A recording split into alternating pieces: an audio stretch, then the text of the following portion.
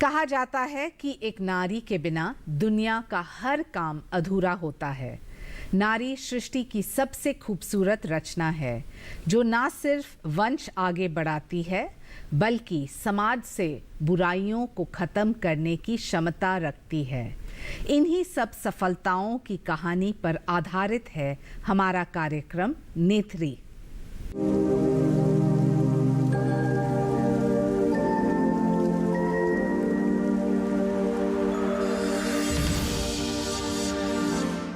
नमस्कार, स्वागत है आप सबका हमारे विशेष कार्यक्रम नेत्री में महिला सांसद और उनकी कहानियां। मैं हूं शाइना एनसी और आज हमारे साथ मौजूद है दिया कुमारी जी जो राजस्थान से लोकसभा सांसद है। बहुत बहुत स्वागत आपका। नमस्कार। चर्चा शुरू करने से पहले दर्शकों को उनकी जीवन के अब तक की सफर की एक झलक दिखाते हैं। जयपुर के पूर्व महाराजा सवाई भवानी सिंह और महारानी पद्मिनी देवी के महल में 30 जनवरी 1971 को दिया कुमारी का जन्म हुआ। राजघराने में पैदा होने के कारण दिया कुमारी का बचपन राजकुमारी की तरह बीता। एकलौती संतान होने के नाते राजकुमारी दिया कुमारी व्यक्तिगत रूप से अपनी दादी राजमाता गायत्री देवी की देखरेख में पली बढ़ी। दिया कुमारी ने अपनी पढ़ाई दिल्ली के मॉडर्न स्कूल और जयपुर के महारानी Gayatri Devi girls public school से की। फिर वो उच्च शिक्षा के लिए लंदन चली गई, जहां से उन्होंने डेकोरेटिव आर्ट्स में ग्रेजुएशन किया। भारत वापस लौटकर दिया कुमारी अपनी पारिवारिक विरासत सिटी पैलेस, जयगढ़ किले समेत अन्य पर्यटन स्थलों के संरक्षण के कामों की देखरेख करने लगी और समाज सेवा में भी बढ़ चढ़कर हिस्सा लेने लगी। दिया कुमारी अपनी दादी राजमाता गायत्री देवी के नक्शे कदम पर चलते हुए 2013 में राजनीति में कदम रखा और बीजेपी में शामिल हो गई। इसी साल उन्हें सवाई माधोपुर विधानसभा सीट से चुनाव लड़ने का मौका मिला और पहली पारी में वो चुनाव जीतकर विधायक बनी। साल 2018 के विधानसभा चुनाव में टिकट नहीं मिल पाया। वो कहते हैं ना, मन का हो तो अच्छा, ना हो तो ज्यादा अच्छा।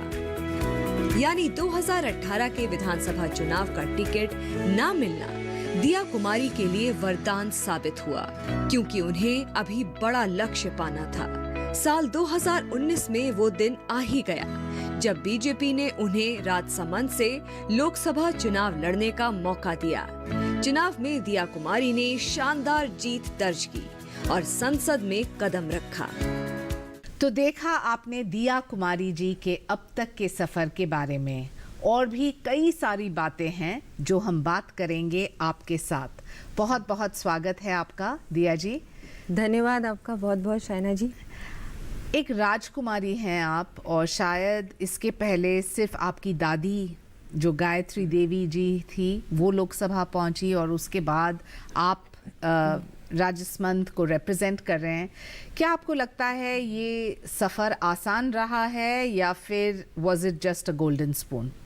नहीं, बिल्कुल नहीं। ये सफ़र मैं ये नहीं कहूँगी कि आसान रहा है, लेकिन मेरे लिए बहुत ही गर्व की बात है और सौभाग्य की बात है कि मुझे भारतीय जनता पार्टी ने ये अवसर दिया। और हमारे माननीय प्रधानमंत्री जी जब जयपुर पधारे थे 2013 में, उस समय मुझे पार्टी में लिया गया। बहुत मेरे लिए बहुत सम्मान की बात है और गर्व की बात है। उससे पहले मैं बिल्कुल भी राजनीति में नहीं थी, लेकिन सोशल वर्क से जुड़ी हुई थी। मैं 2 स्कूल्स भी चला रही हूँ जयपुर में। उसके अलावा भी बहुत सारे एनजीओ से मैं जुड़ी हुई थी। मेरा खुद का भी एनजीओ है जो हम लोग महिला सशक्तिकरण पे काम करते हैं। और मुझे लगता है कि इसी दौरान उससे पहले कोई ऐसी बात भी नहीं थी कि पॉलिटिक्स में आना है या कुछ भी, लेकिन उस समय फिर ये चर्चा हुई कि राजनीति में भी मुझे आना चाहिए। मेरे परिवार में मैंने देखा है, मेरे पिताजी ने भी देश की सेवा की है, वो सेना में थे। मेरी दादी जी पॉलिटिक्स में भी थी और मेरे दादाजी भी उन्होंने भी बहुत महत्वपूर्ण भूमिका निभाई थी इंडिपेंडेंस। और जब हमारे सब स्टेट्स मर्ज हुए थे विद इंडिपेंडेंट इंडिया, जी। उस समय भी उन्होंने बहुत कुछ किया और बहुत बड़ा उनका कंट्रीब्यूशन रहा उस समय जी। भी। बहुत सारे ऐसे जयपुर में भी बहुत सारी ऐसी संस्थाएं हैं जो उन्होंने शुरू की थी। तो जनता की सेवा करना और जनता के साथ रहना ये मैंने बचपन से देखा था। लेकिन तो आपके इसलिए- पिताजी इलेक्शन लड़े कांग्रेस से, फिर आप आई बीजेपी में। आपका पहला जो इलेक्शन था वो सवाई माधोपुर में था और वहाँ से एमएलए चुन के आई और फिर आप गए राजसमंद। तो कैसा रहा ये पूरा सफ़र? जी, तो पहले मैं एमएलए थी सवाई माधोपुर से। सवाई माधोपुर का मेरे परिवार से बहुत गहरा जुड़ाव है। सवाई माधोपुर की जो स्थापना हुई थी, जब सवाई माधोपुर बना था तब मेरे ही परिवार पूर्वजों जी, ने जी, जी। स्थापना की थी सवाई माधोपुर की। तो इसीलिए शायद पार्टी ने मुझे वहां भेजा। सबसे पहला चुनाव जब मैं लड़ी क्या थी वो एमएलए कठिन का, था? बिल्कुल आसान नहीं था, क्योंकि मेरे सामने जो चुनौती थी, एक तो बहुत सबसे पहली बात तो ये कि मैं पॉलिटिक्स में नई थी, राजनीति मेरे लिए बहुत एक नया क्षेत्र था। तो एक वो बात तो थी ही। फिर मैं जयपुर से नहीं लड़ रही थी और सवाई माधोपुर जो 2.5 घंटे दूर है जयपुर से, वहां जी, से जी। लड़ रही थी। और मेरे सामने किरोड़ी लाल जी मीना चुनाव थे। लड़ रहे थे। वो बहुत बहुत ही- बड़े नेता थे, हाँ। राजस्थान के नेता हैं। प्रसिद्ध था। तो बिल्कुल मेरे लिए एक चुनौती तो थी, लेकिन मैंने चुनौती कबूल की, स्वीकार की और बिल्कुल पॉजिटिव माइंडसेट से मैं इस चुनाव के अंदर बिल्कुल जुट गई। और बहुत मेरे उस समय तो मेरी पॉलिटिकल टीम भी नहीं थी, लेकिन वो सब कुछ धीरे धीरे सब कुछ जुड़ गया एक साथ और बहुत अच्छा पूरा माहौल बना और वातावरण आपके पक्ष में था। बहुत ही अच्छा था। और उस समय मोदी जी की बहुत अच्छी लहर थी। उस समय सब चाह रहे थे कि मोदी जी प्रधानमंत्री बने और ये एमएलए चुनाव था विधानसभा का, जो लोकसभा चुनाव से कुछ ही महीने पहले था। जी। तो बिल्कुल इस वजह से मेरी बहुत अच्छी जीत हुई। एक राजकुमारी तपती गर्मी में प्रचार कर रही है और चर्चा ये हो रहा है क्या वो हमारे लिए काम करेगी या फिर एक फ़ोटो अपॉर्चुनिटी जहां आप किसी के साथ खाना खा रहे हैं, रोटी बेल रहे हैं। आपको इस नज़रिया से भी देखा गया, तो आपको क्या कहना है इसके ऊपर? नहीं, मुझे नहीं लगता कि ऐसा था। इससे पहले मैं एमएलए थी तो लोगों ने देखा था कि रात दिन मैं काम कर रही हूँ, चाहे धूप हो, चाहे सर्दी हो, बारिश हो, कुछ भी हो। एक बार अगर आप अपने आप ठान लेते हो कि नहीं, मुझे जनता की सेवा करनी है और ये मेरी रिस्पॉन्सिबिलिटी है, मेरी जिम्मेदारी है, तो वो आपका एक परिवार ही होता है। और परिवार में कई बार आप किसी को मिलने जाते हो, जब प्रचार भी करते हो, तब महिला रोटी बना रही है तो उसके साथ बैठ के रोटी बनाने में बहुत अलग ही मजा है। तो वो मैं सोचती हूँ कि वैसे ही हुआ, वो नेचुरल था, ऐसा कुछ भी नहीं था। और बिल्कुल जब तक आप जनता के साथ घुल मिल नहीं जाते, उनकी बात नहीं सुनते, तब तक आपको कोई गंभीरता से भी नहीं लेता। और मुझे लगता है बहुत आवश्यक है कि हम उनके साथ मिलके उनकी परेशानी सुने। जब हम लोगों के साथ बैठेंगे नहीं, उनकी बात नहीं सुनेंगे, तो आप सिर्फ जाके स्पीच दे के वापस आ जाएं, मुझे लगता है वो काफ़ी नहीं है। जनता बहुत, आजकल जनता की अपेक्षा भी बहुत है और आपको अपेक्षा पे खरा भी उतरना है और वो बहुत बड़ी जिम्मेदारी है और मैं अपनी तरफ से पूरी कोशिश करती हूँ कि जिम्मेदारी निभाऊं। बहुत अच्छा आपने कहा, लेकिन आपको लगता है कि महिला ज़्यादा संवेदनशील है इसलिए उनका जो कनेक्ट है वो घर परिवार से होता है, या आपको लगता है कि ये वोटर्स जो है सोच समझ के अपना निर्णय लेते हैं और सिर्फ क्योंकि एक महिला है या एक पुरुष है उसके आधार पे नहीं? नहीं, देखिए, वोटर्स सोच समझ के निर्णय लेते हैं। वो ये भी देखते हैं कि आप कौन सी पार्टी को रिप्रेजेंट करते हैं। और हमारे प्रधानमंत्री जी का तो मैं सोचती हूँ पूरे देश में जिस तरह से सभी लोग उनको चाहते हैं कि वो हमारी लीडरशिप करें, देश की नेतृत्व करें, तो एक बहुत बड़ी वजह वो है कि आप बहुत इजीली एक्सेप्टेबल होते हैं।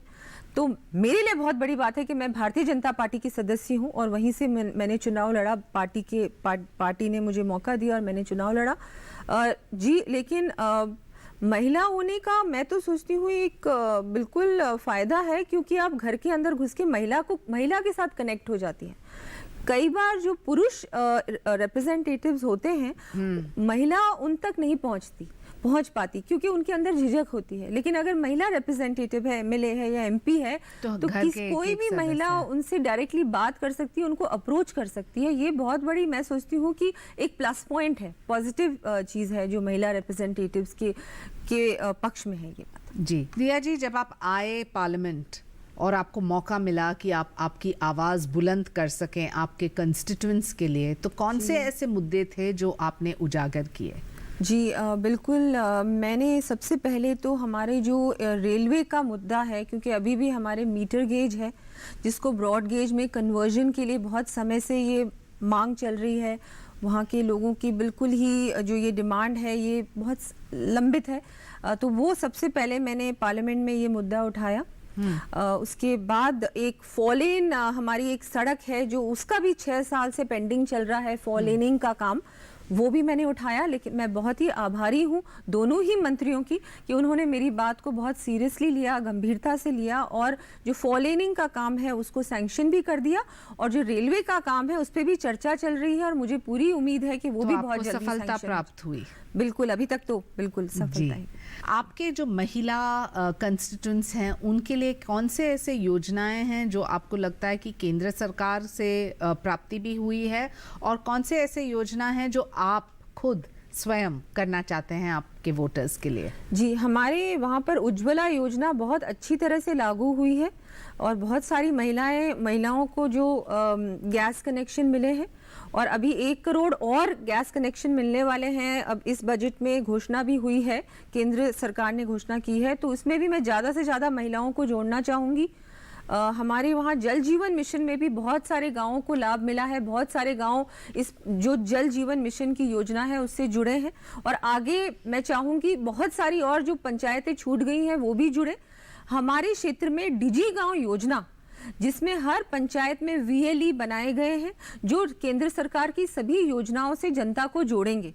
वहाँ पर पूरे एक छोटा सा एक सेंटर है जो 2 व्यक्ति चलाएंगे, और वहाँ पर जिसको भी किसी भी योजना से जुड़ना है तो उसको वहाँ उसी सेंटर के माध्यम से जोड़ा जाएगा। क्योंकि कई बार क्या होता है कि जनता को योजना के बारे में जानकारी पूरी तरह से नहीं होती है, और कैसे जुड़ना है, उसका लाभ कैसे लेना है, वो VLE सेंटर से उनको इसकी जानकारी। जब एक कंस्टिट्यूएंसी में 80% रूरल होता है और 18-19% अर्बन, तो प्रॉब्लम्स जो है अलग है दोनों क्षेत्र के लिए। आप कैसे समझते हैं कि आप सांसद होने के नाते उनको रिप्रेजेंट कर सकते हैं दोनों क्षेत्र में?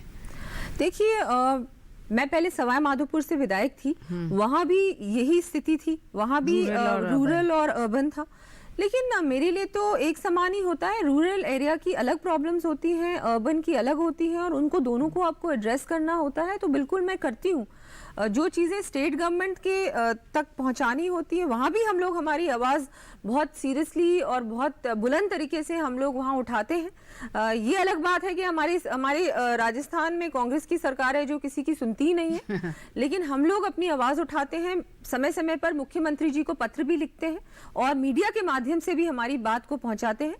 केंद्र सरकार में भी मैं अपनी बात को बिल्कुल बहुत ही मजबूती से रखती हूँ, पार्लियामेंट में भी और मंत्रियों के माध्यम से भी समय समय पर मैं वो बात को बिल्कुल। वक्त आ गया है एक छोटे से ब्रेक का। ब्रेक के बाद भी बातचीत का सिलसिला जारी रहेगा।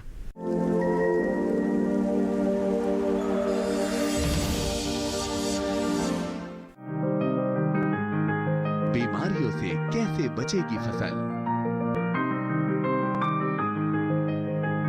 मवेशियों की मुश्किलों का क्या है हल? कहां से लाएं बीज, कितनी लगेगी खाद? किसानों के हर फोन का विशेषज्ञ देंगे जवाब। देखिए हेलो किसान लाइव सोमवार से शुक्रवार शाम 6 बजे।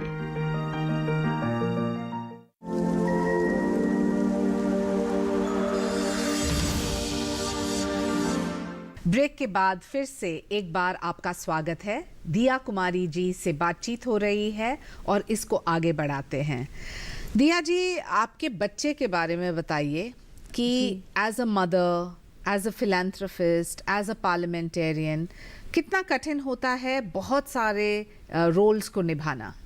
जी बिल्कुल कठिन तो होता है, लेकिन इसमें आपको बैलेंस करना होता है, समय देना होता है सभी चीज़ों को। मैं अपनी फैमिली को भी समय देती हूँ और काम को भी, क्योंकि पॉलिटिशियन होने के अलावा मैं बहुत कुछ और भी संभालती हूँ जो हमारी फैमिली की जिम्मेदारियाँ हैं। म्यूज़ियम्स हैं, होटल्स हैं, स्कूल्स हैं जो मैं चलाती हूँ, एक एनजीओ भी चलाती हूँ। सभी चीज़ों को मैं टाइम देने की पूरी कोशिश करती हूँ। कई बार जो चीज़ें हैं, जैसे फैमिली कई बार निगलेक्ट होती है, इतना ध्यान नहीं दे पाते हो आप, लेकिन मैं अपनी तरफ से पूरी कोशिश करती हूँ सभी चीज़ों को प्रायोरिटी दूँ और बैलेंस करके चलूँ। अपनी तरफ से पूरा प्रयास तो और समर्थन है पूरे परिवार का?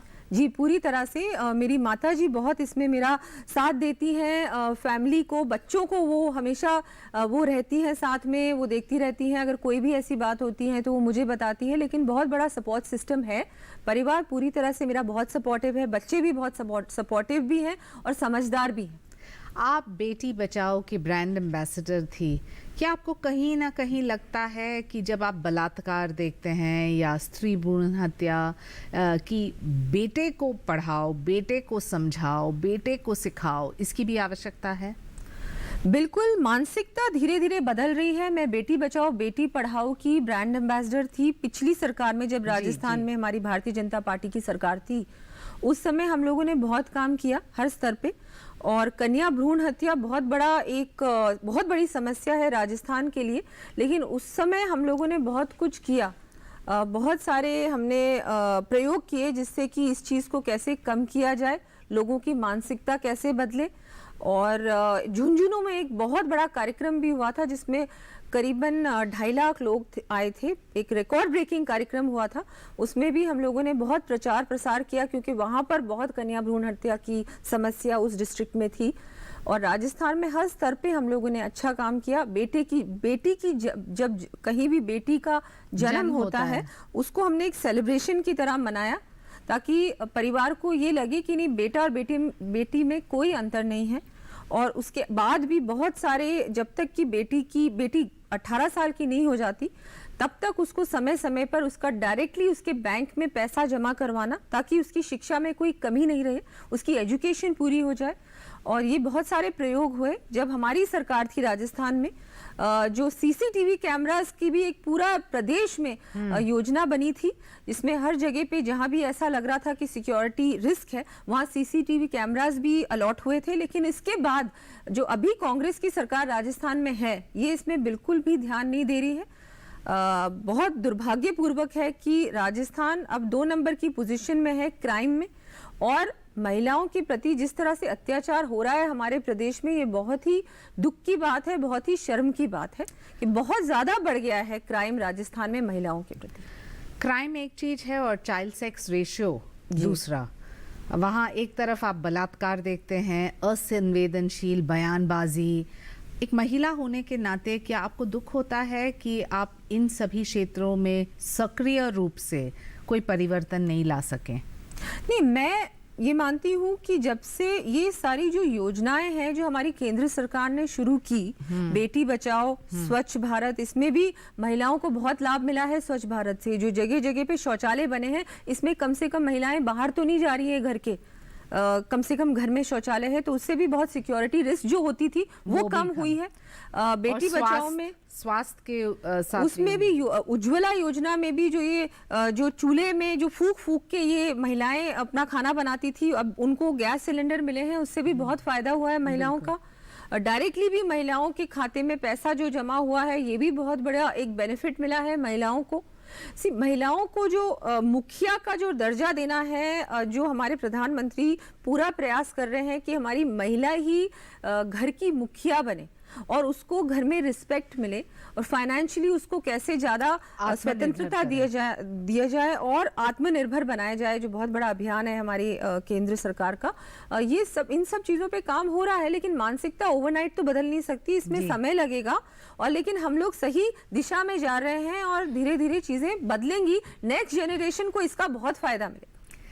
मैं आपको ज़रूर पूछना चाहती हूँ दिया जी कि जब आप राजनीति या आपके कंस्टिट्यूंसी में नहीं हो, आपके फिलैंथ्रोपी एनजीओज़ के लिए काम नहीं कर रहे हैं, या म्यूज़ियम्स में नहीं, या बच्चों परिवार के साथ नहीं, तो आप करती क्या है? आपके हॉबीज़ क्या है?